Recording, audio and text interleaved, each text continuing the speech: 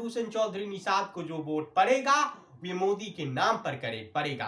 क्या विजेंद्र चौधरी आरजेडी कार्यकर्ता, नेताओं और वोटर्स के बीच अपना संदेश पहुंचा पाएंगे अगर वो उम्मीदवार बनते हैं? तो ये एक सवाल होगा।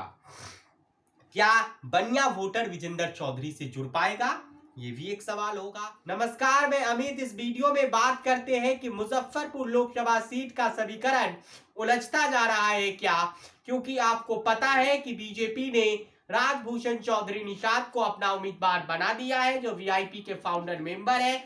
वह इन दिनों मुजफ्फरपुर में जनसंपर्क अभियान में जुटे हुए हैं।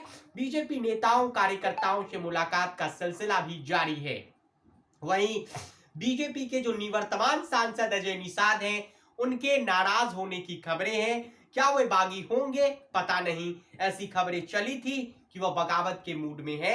क्या उनका मान मनोबल हो रहा है? कांग्रेस के हिस्से ये सीट आई है। कांग्रेस से 3 उम्मीदवार चुनाव लड़ने की तैयारी में हैं।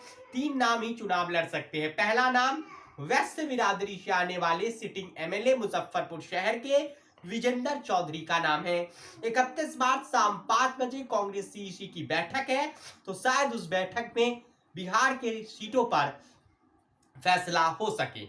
इसके अलावा उस रेस में वीरेंद्र चौधरी आगे हैं, क्योंकि एनडीए ने इस बार 2 वैश्य सांसदों का टिकट काट दिया है। शिवहर से रमा देवी का और सीतामढ़ी से सुनील कुमार पिंटू का।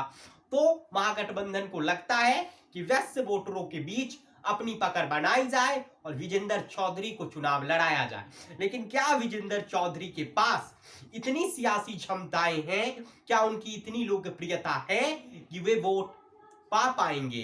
क्योंकि राजभूषण चौधरी निषाद को जो वोट पड़ेगा वे मोदी के नाम पर पड़ेगा।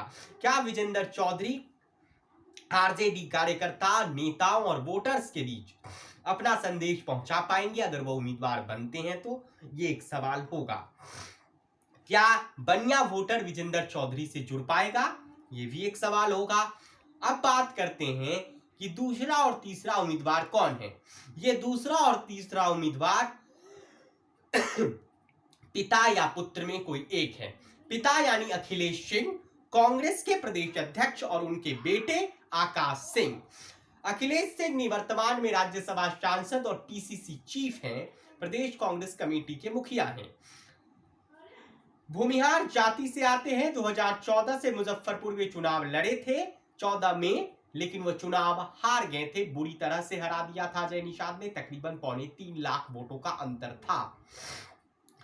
क्या अखिलेश सिंह को पार्टी चुनाव लड़ने के लिए कहेगी? क्योंकि भागलपुर से एक भूमिहार कैंडिडेट कांग्रेस दे रही है। तो क्या 9 में 2 भूमिहार कैंडिडेट देगी? महराजगंज का सीट इसीलिए लिया गया है ताकि वहां से कोई राजपूत उम्मीदवार कांग्रेस उतारे, क्योंकि कांग्रेस एक राजपूत उम्मीदवार उतारना चाहती थी लेकिन औरंगाबाद की सीट उसे नहीं मिली। इस कारण ये फैसला हुआ। तो बेतिया से पार्टी कोई ब्राह्मण चेहरा अगर उतारती है तो इस स्थिति में मुजफ्फरपुर से कोई सवर्ण चेहरा, कोई भूमिहार चेहरा। तो क्या अखिलेश सिंह लड़ेंगे?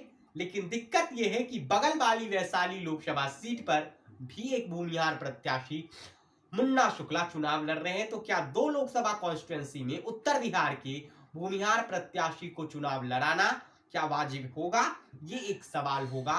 क्या कोर वोटर्स नाराज नहीं हो जाएंगे? लेकिन दिलचस्प रखिए ये है कि मुजफ्फरपुर के भूमिहार वोटर्स नाराज हैं, सवर्ण वोटर नाराज हैं। बीजेपी से ऐसी संभावना दिखती है, जिसमें विशेष रूप से बुचहा और कुढ़न्नी के वोटर पर नजर रहेगी, जो वहां के भूमिहार वोटर होंगे।